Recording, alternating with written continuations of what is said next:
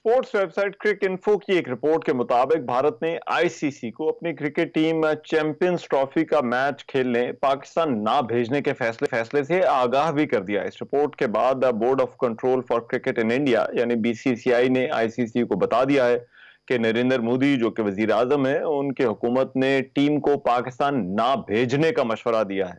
Cricket info के मुताबिक भारतीय टीम को अपनी मरकजी हुकूमत की जानिब से पाकिस्तान जाने की इजाजत नहीं मिली। रिपोर्ट में कहा गया है कि ICC champions trophy 2025 hybrid model के तहत होने का इम्कान है और इसी पर अभी तक मोहसिन नकवी का रद्द-ए-अमल आया है। उन्होंने कहा है कि हम चाहते हैं कि क्रिकेट सियासत से साफ हो, चैंपियंस ट्रॉफी के लिए तैयारियां भरपूर तरीके से जारी रखेंगे।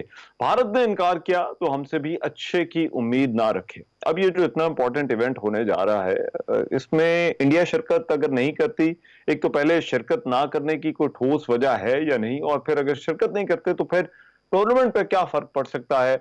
मिर्जा इकबाल बेग साहब हमारे क्रिकेट एक्ट हमारे साथ मौजूद हैं। क्रिकेट को, इसकी जो मैनेजमेंट की बारीकियां हैं और ये जो इस वक्त मामला चल रहे हैं, इनको बहुत अच्छी तरह समझते हैं। इकबाल भाई, बहुत शुक्रिया आपके वक्त का। इकबाल भाई, सबसे पहले तो ये बताइएगा कि क्या ये ऑफिशियल समझा जाए, क्या खबर है आपके पास, इंडियन टीम आ रही है या नहीं आ रही?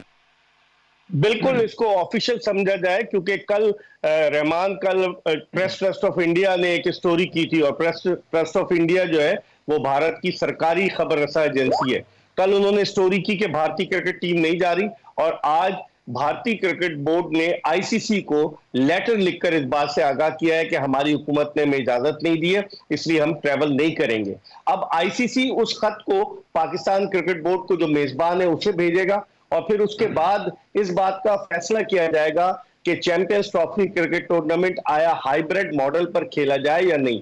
दो ऑप्शंस हैं। एक तो ऑप्शन ये दिया गया है कि चैंपियंस ट्रॉफी के मैचेस पूरे का पूरा चैंपियंस ट्रॉफी या तो दुबई या श्रीलंका या साउथ अफ्रीका शिफ्ट कर दिया जाए, क्योंकि इनके जो टाइम जोन है वो क्रिकेट के जो स्पॉन्सरशिप मिलती है, जो ब्रॉडकास्टर्स हैं उनसे मिलता है, उनके लिए सूटेबल है।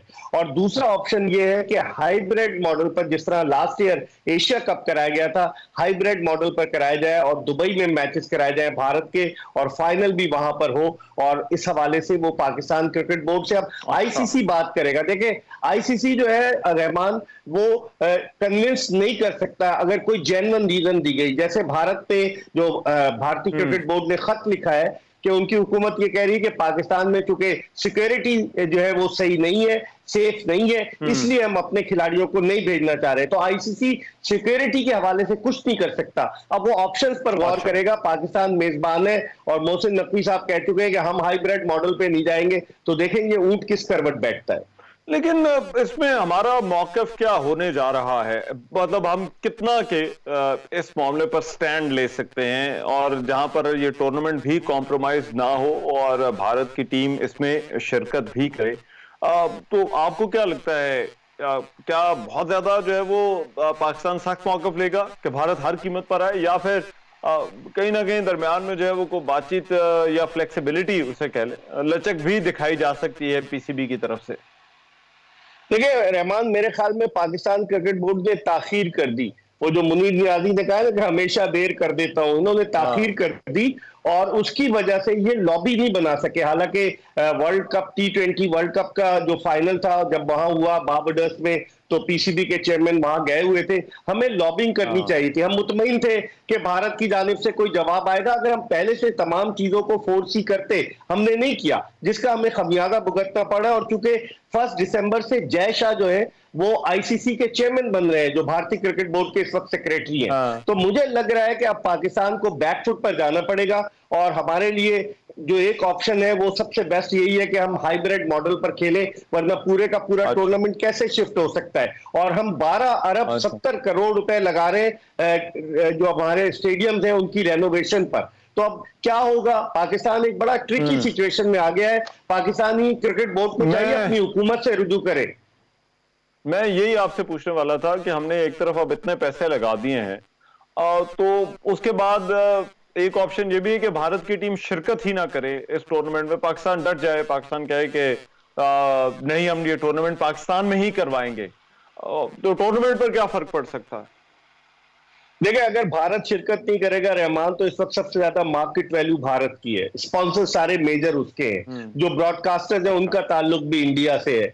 तो वो सारी चीजों को अगर आप जमा करें तो उसके बगैर तो टूर्नामेंट फीका होगा। फाइनेंशियल एस्पेक्ट पे अगर आप जाएं तो फाइनेंशियली बड़ा लॉस होगा।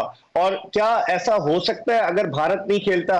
96 का वर्ल्ड कप आपको याद होगा, जब श्रीलंका में तमिल टाइगर्स हमले कर रहे थे, तो उस वक्त दो टीमों ने जो 96 के वर्ल्ड कप में जाकर श्रीलंका खेलने से इनकार किया था, तो उन्होंने मैच फोरफीट किया था।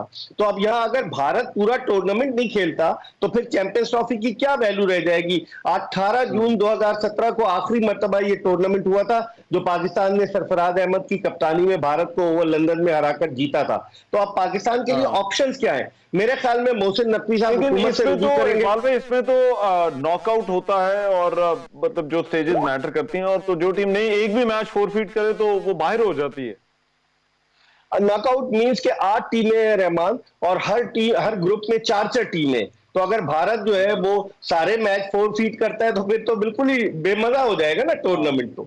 तो 3 मैचेस अगर वो फोरफीट करता है तो वो बड़ा मसला हो जाएगा। मोहसिन नकवी साहब हुकूमत पाकिस्तान से रुजू करेंगे, और पाकिस्तान का मौक़िफ़ क्या होता है सबको इंतजार है। अब तक पीसीबी का कोई वर्जन सामने नहीं आया है। ठीक है, बहुत शुक्रिया मिर्जा इकबाल बेग हमारे साथ मौजूद थे और बात कर रहे थे इस मामले पर। प्रोग्राम में एक ब्रेक, वापस आ रहे हैं इस ब्रेक के बाद।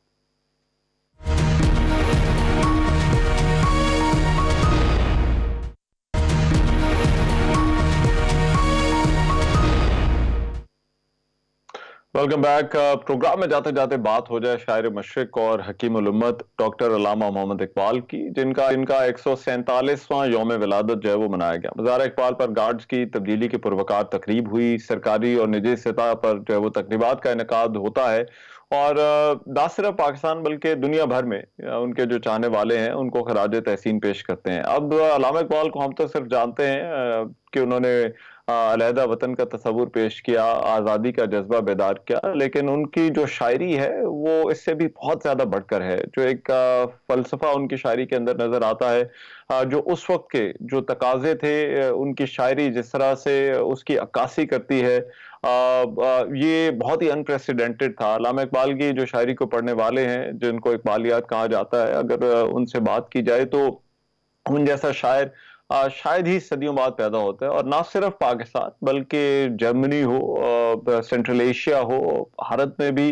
जो है वो उनकी शायरी को बहुत ज्यादा जो है वो कदर की निगाह से देखा जाता है। तो जहां पर उनको उनका एक उनकी शख्सियत जो है वो अलहदा वतन के तस्वुर और 1947 में जो मुसलमानों में आज़ादी का जज्बा था उससे जुड़ी हुई है, लेकिन वो अपने दौर के एक ऐसे शायर भी थे जिनका बहुत ज्यादा इन्फ्लुएंस था, और ये इन्फ्लुएंस जो था वो सिर्फ पाकिस्तान की हद तक नहीं था बल्कि मशरक जो सेंट्रल एशिया है और भारत और दुनिया के और कई ममालिक तक जो है वो उनकी शायरी जो है वो लोगों को मुतासिर करती है। आज के प्रोग्राम से इतना ही। मेजबान को इजाजत दीजिए, अल्लाह ने के बाद।